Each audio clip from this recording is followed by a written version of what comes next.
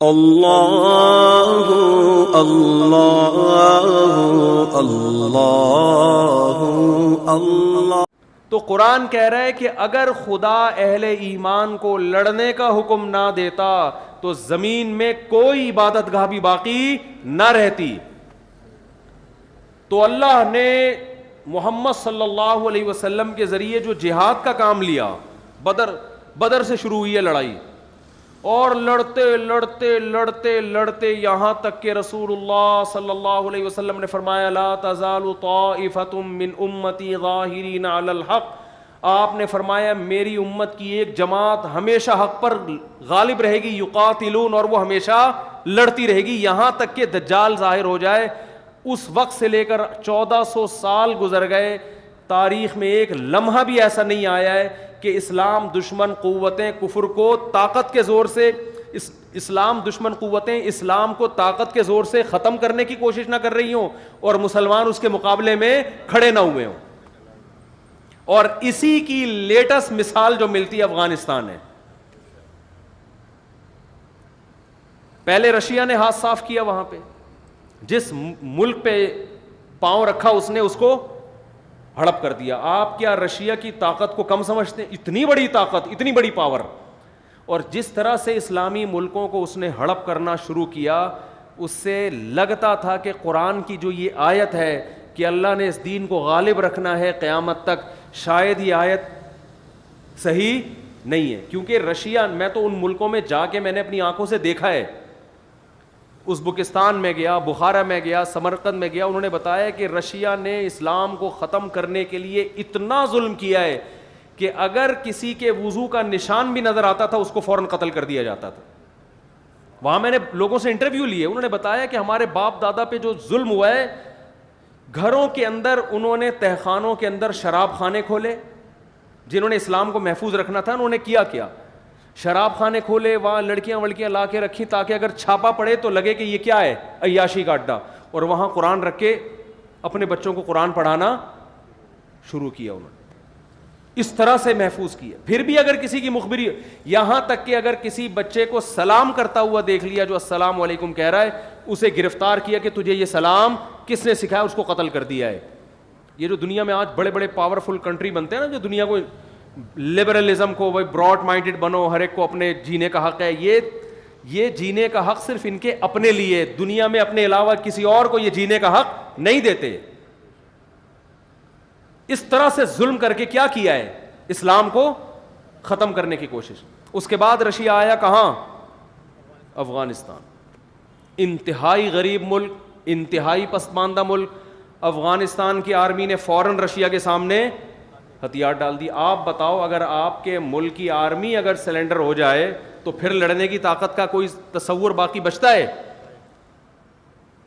ساری دنیا نے یقین کر لیا کہ افغانستان کو رشیا نے زیر کر لیا ہے۔ اس وقت نہ امریکہ آیا نہ کوئی اور کنٹری آیا، ساری دنیا جانتی تھی یہ جنگ ہار چکے ہیں۔ لیکن وہی ہے کہ اللہ نے کیا فرمایا، لِيُظْهِرَهُ عَلَى الدِّينِ كُلِّهِ۔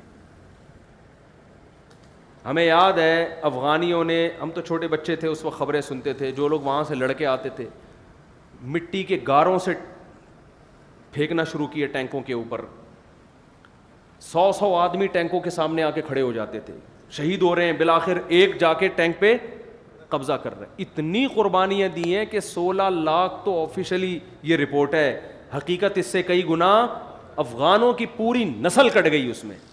ہر گلی میں لڑائی ہوئی، ہر محلے میں لڑائی ہوئی، یعنی اتنی پاورفل آرمی سے عوام لڑی ہے، عوام جن کو نہ اسلحہ چلانا آتا ہے نہ باقاعدہ ان کی کوئی ٹریننگ ہے۔ وہاں کے علماء، مدارس کے لوگ کھڑے ہوئے، یونیورسٹیوں کے، کالج، جس کے ہاتھ میں جو آیا انہوں نے اتنا لڑے ہیں شہادت، اور پھر اللہ نے آسمان سے ان کی مدد دکھائی، ان شہداء کے خون میں خوشبو سنگھائی اللہ نے ان کو۔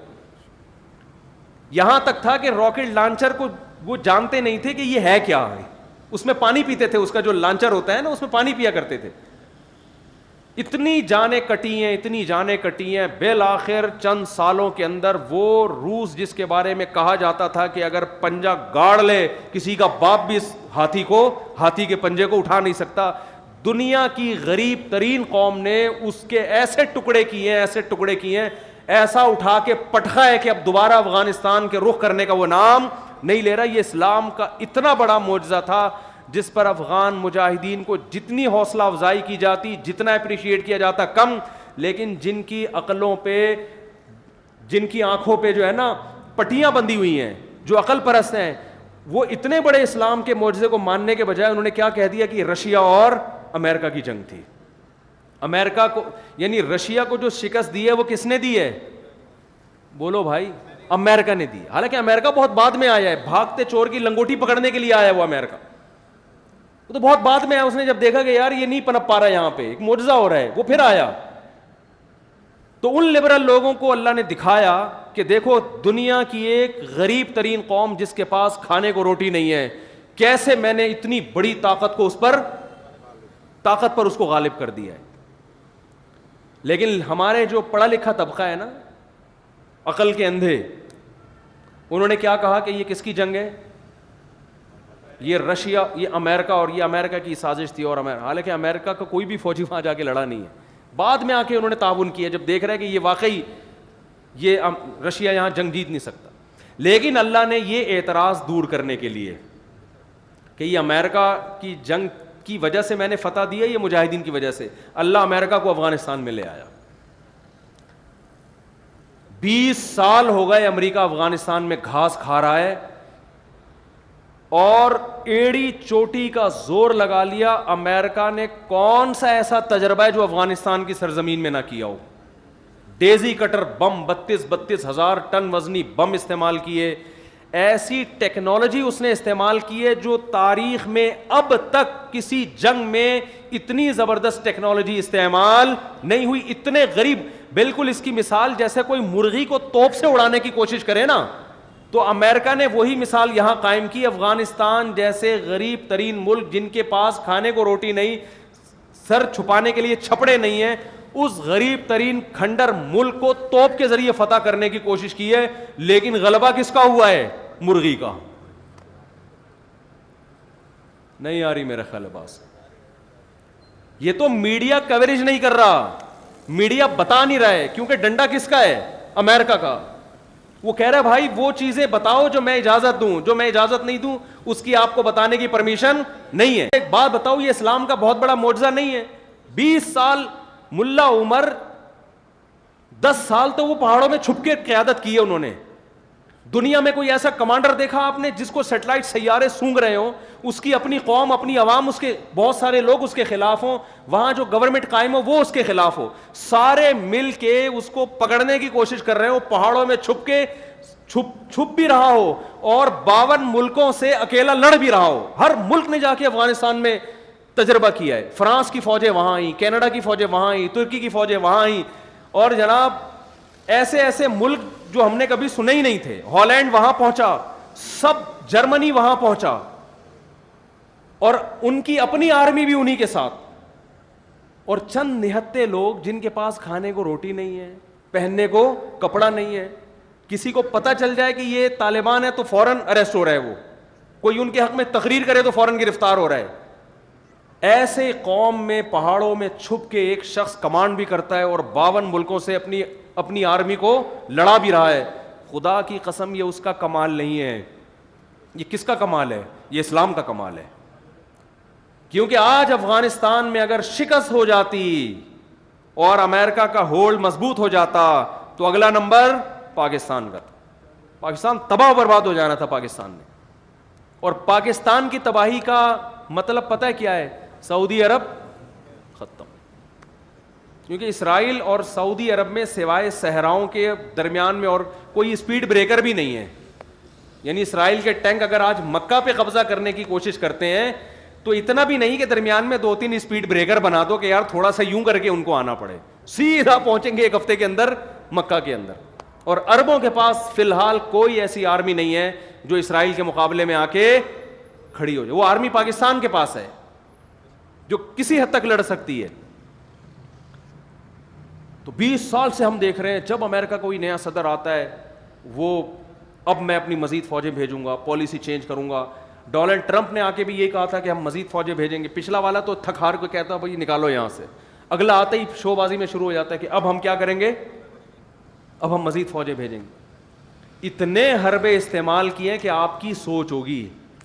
افغانیوں کو ڈالر دے دے کے خریدا, مخبریاں کرو, بہت سے بکے, ہزاروں لاکھوں بکے ہیں, مگر ایک خدا کی قسم قربانی کی ایسی داستان قائم کی ہے کہ اگر آج اس پہ ڈاکومنٹری بنے, لوگ بھول جائیں ساری دنیا کو, اور ساری دنیا کو بھول کے ان کے نعرے لگانا شروع کر دیں. ایسی میں جانتا ہوں ایسے گھروں کو, 10 بیٹے ہیں, ایک شہید ہوا, دوسرا شہید ہوا, تیسرا شہید ہوا, چوتھا شہید ہوا, 5واں, 6واں, 7واں, 8واں, 9واں, 10 کے 10 شہید ہو گئے. گھر میں عورتوں کے علاوہ کوئی بھی باقی نہیں بچا. پورے گاؤں ملیا میٹ ہو گئے.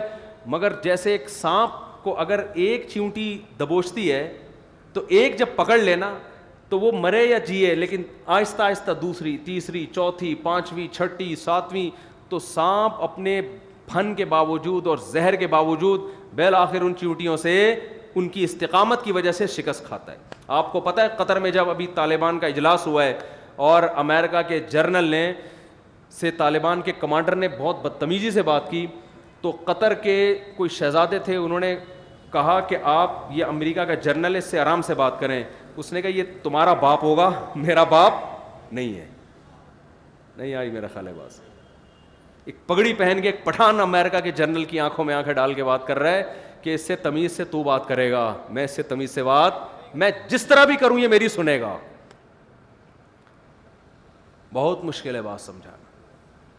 تو یہ بہت عرصے سے چل رہے ہیں مذاکرات, 2011 سے مذاکرات ہو رہے ہیں, پھر ڈرامے. بالآخر امریکہ نے ہتھیار ڈالے ہیں اور کہا بھائی تو مجھے عزت کے ساتھ یہاں سے جانے دے. اور اب وہ پتہ ہے اپنی ذلت کیسے چھپا رہے ہیں. آپ نے دیکھا ہوگا آج کل ویڈیوز آ رہی ہیں, افغانی انٹرویو لے رہے ہیں امریکی کا. امریکی کہہ رہے ہیں ہم یہاں سے جا رہے ہیں, آپ کو کیسا لگ رہا ہے؟ ہمیں بالکل بھی اچھا نہیں لگ رہا آپ یہاں سے جا رہے ہیں, آپ کی وجہ سے یہاں بہت کیا تھا. اب اس طرح سے اپنی ذلت بولو چھپائی جا رہی, ہمیں بالکل بھی اچھا نہیں لگا.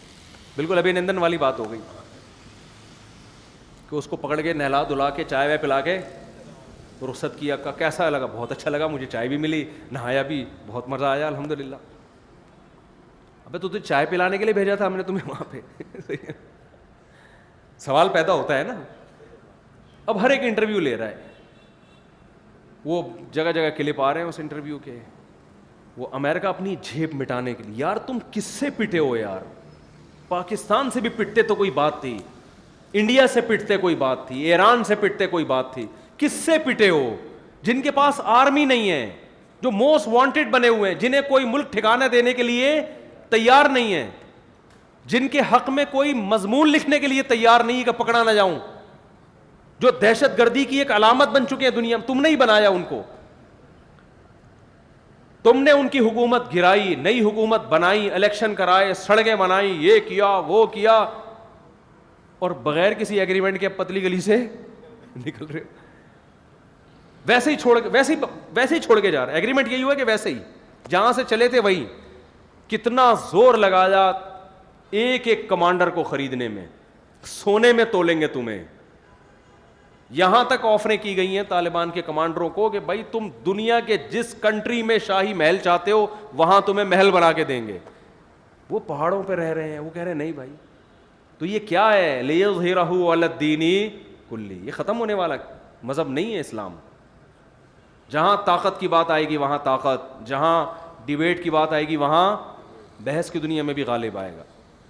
تو قربانی دینے والوں نے الحمدللہ قربانی دے کر ایک بہترین تاریخ رقم کر دی ہے.